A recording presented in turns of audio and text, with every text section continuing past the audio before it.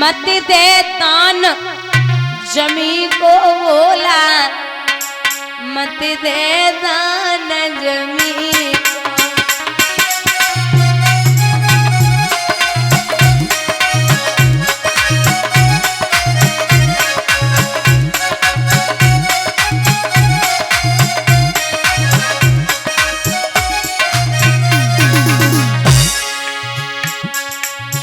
कम पार पहला युवारो।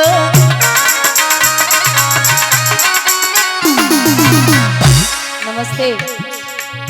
कम पार पहला युवारो। बोलो बोलो। खम पार पहला युवारो,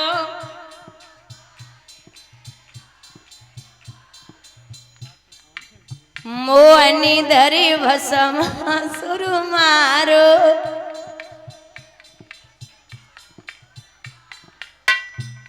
तालियां बजा लिया करो, क्योंकि यहाँ टैक्स नहीं लगता। कछु तो मतलब यहाँ की बात नहीं कर रहे हैं, बाकी तालियां बजाने में भी लोगों को ये लगता कि वो हम पे एहसान कर रहे हैं। वो तालियां बजाएंगे, फल हमें मिल जाएगा। अच्छी बात है। ये तालियां भगवान कहते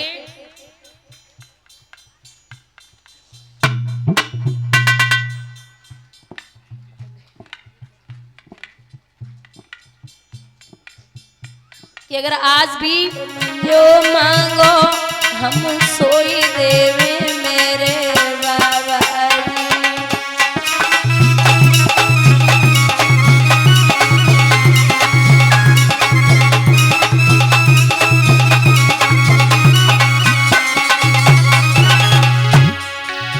बाबा बात बताइयो दिल की,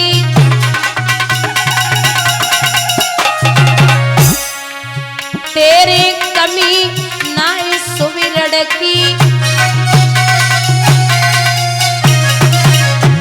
तुम जो मांगो हम सोई देवे मेरे बाबा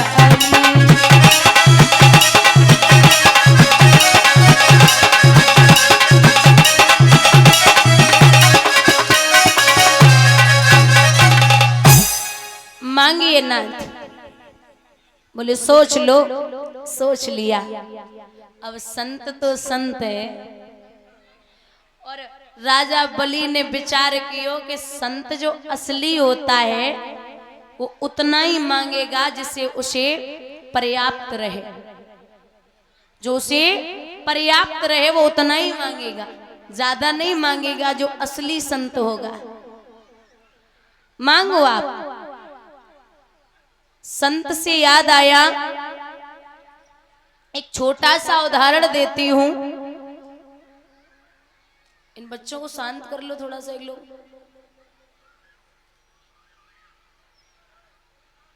यानी पंडाल से बाहर खेलने दो।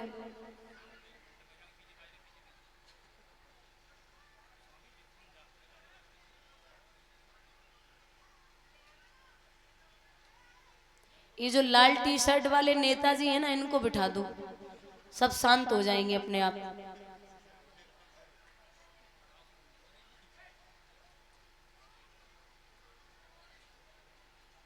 बैठ जाओ, बैठ जाओ। ये इनको कंट्रोल नहीं कर पाओगे। जो ये घूम रही बिटिया, इसको तो मैं जानती हूँ भाई। हाँ, सब बैठ जाए, ये नहीं बैठेगी, मुझे पता है। बैठ जाओ, बैठ जाओ। ये क्या बात है जपारा वाली, धन्य हो। तो निवेदन करूंगी कि एक संत जी, माताओं बहुत ध्यान से सुनना, एक दरवाजे पे पहुंचे, आवाज लगाई माता भिक्षाम देहि। तो अंदर से एक बहू आई। उस बहू ने कुछ पात्र में ले रखा था। बोले ये लो महाराज। बहू ने दिया, लेकिन महात्मा का चेहरा देख के बहू बोली, ना तो कुछ पूछना है, पूछिए। बोले ये बताइए कि आपको इतनी जल्दी क्या थी। महात्मा बोले डर लग रहा था। अब जब बहू के ससुर खड़े खड़े सुन रहे और सुन के विचार करो कि पहले तो द्वारे आए महात्मा से बात नहीं करनी चाहिए थी और कर भी ली तो ये कौन सी बात है, इतनी जल्दी क्या थी। लेकिन ससुर बोले नहीं। फिर दूसरा सवाल महात्मा ने उस बहू से किया कि बेटी ये बताइए आपकी उम्र कितनी है, आपकी उम्र कितनी है। तो बहू हाथ जोड़ के जवाब देती कि महाराज हमारी उम्र है लगभग 7 साल की। और बहू की असली वो जो उम्र थी हिसाब से दुनिया की वो 24 साल की थी। ससुर फिर नाराज, बोले ये नहीं सुधरेगी, इतना झूठ कौन बोलता है। फिर थोड़ी देर बाद सवाल किया महात्मा ने कि पति है घर में, पति बोले है ना। पति की उम्र कितनी है, बोले 5 साल की। और नाराज, बोले सास है घर में, सास बोले है ना। सास की उम्र कितनी है, बोले 2.5 साल की। महात्मा आग बबूला वो ससुर जी, बोले कितना झूठ बोलेगी। अच्छा तो बेटी लास्ट सवाल, एक बात बता, ससुर है घर में, ससुर। बहू हाथ जोड़ के बोली महाराज वे तो अबे पैदा ही ना है भाई, वे तो अबे पैदा ही ना है भाई। बोले हमारे लाला के संगे ब्याह करेंगे आई, हमें ही बता रही हमें ही पैदा ना है भाई। अजीब बहू है। महात्मा चले गए। ससुर ने सुबह ही सुबह पंचायत बुलाई। बिटिया के मायके पक्ष के ससुराल पक्ष के सब बिठाए। बोले हमें ये बहू नहीं रखनी। क्यों?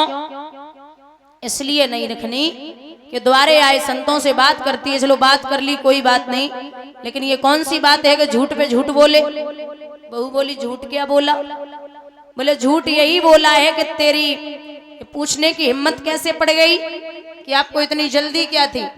बोले महाराज आजकल के जमाने में शिक्षित परिवार अपने बच्चों की शादी 28-30 पे कर रहे हैं।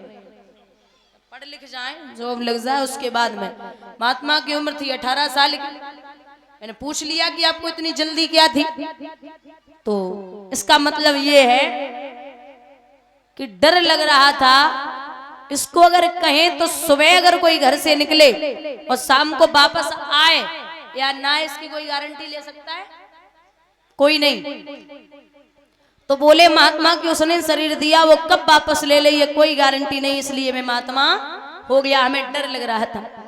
बोले तो आपकी उम्र तो 24 साल की, आपने 7 क्यों बताया।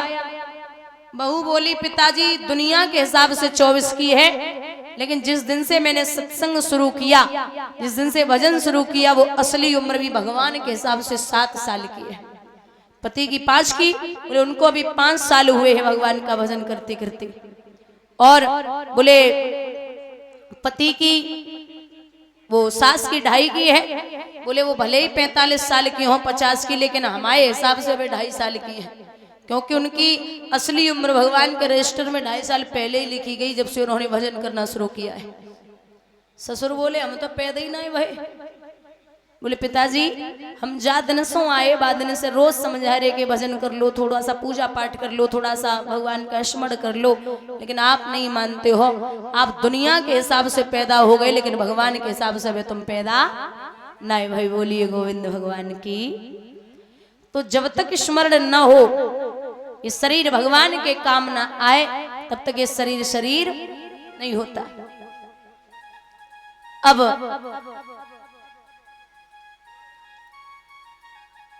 संत जी के भेष में प्रभु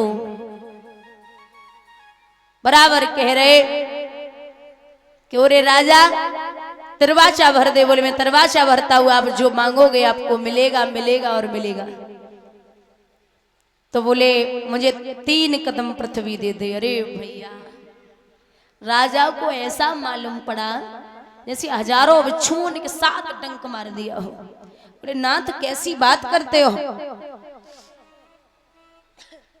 गांव मांगो, मौजा मांगो, पोस्ट मांगो, जिला मांगो, मंडल मांगो, राज्य मांगो,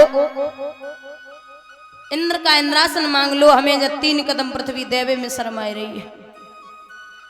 बोले हमें राजगद्दी ना चाहिए, बस इतना दे दे इसमें मैं बैठ सकूं, खा सकूं, रह सकूं। क्यों? तस्मात् रीढ़ पदान्येव व्रणे त्वचः वरदर्शवात् एतावतेव सिद्धो अहम तिवम याव प्रतोजनम। आप मुझे ज्यादा कुछ न दें, सिर्फ 3 कदम पृथ्वी। बोले नाथ आप कैसी बात करते हैं? अरे आप इतने छोटे हो 52 अंगुल के, कितनी आय पड़ेगी? मैं अपने पैरों से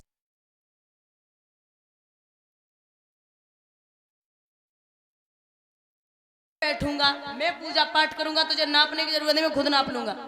हमारे कोई परिवार तो है ना, शादी तो वही नहीं जो बाल बच्चा लेके आवेंगे, मुझे बस इतना ही दे दे। तो ठीक है, संकल्प करो। संकल्प की बारी आई, उसी समय राजा बलि के गुरु शुक्राचार्य जी आ गए। और जो राजा को बैठो देखो प्रभु के चरणन में, शुक्राचार्य की भ्रकुटी चढ़ गई कृष्ण को देख के। तुमने हमारे चेले उन्हें छोड़ो, इतने हुआ गए। भगवान ने मंद मंद मुस्कुरा दिया, सो शुक्राचार्य और आगे बुलाए गए। बोले ओरे राजा, महाराज जाए कुछ दे तो ना दो। बोले नाय प्रभु, अबे नाय दो, लेकिन ये 3 कदम पृथ्वी। बोले नहीं, इसे कुछ मत देना, जो तू समझे बैठा है ये वो नहीं है, फिर कौन है? तो एक बात कह रहे राजा बलि शुक्राचार्य,